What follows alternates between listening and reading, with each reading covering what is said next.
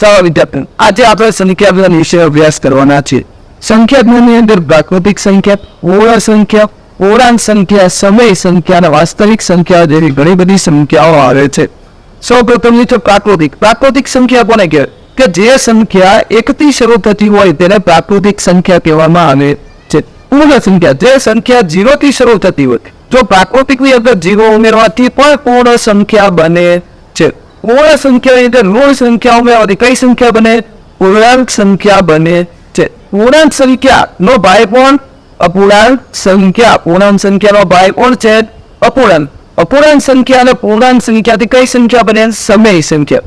જે સંખ્યાને p/q સ્વરૂપે લખી શકાય તે સંખ્યાને પણ સમય સંખ્યા કહેવામાં આવે છે. સમય સંખ્યાઓ ભાઈ છે અસમય સંખ્યા, એ મતલબ કે p/q સ્વરૂપે લખી ન શકાય તેવી સંખ્યાને અસમય સંખ્યા કહેવામાં આવે છે. અસમય સંખ્યા અને સમય સંખ્યા બંને ભેગી થાય એટલે વાસ્તવિક સંખ્યા બને છે. અને વાસ્તવિક સંખ્યાનો ભાઈ કોણ છે?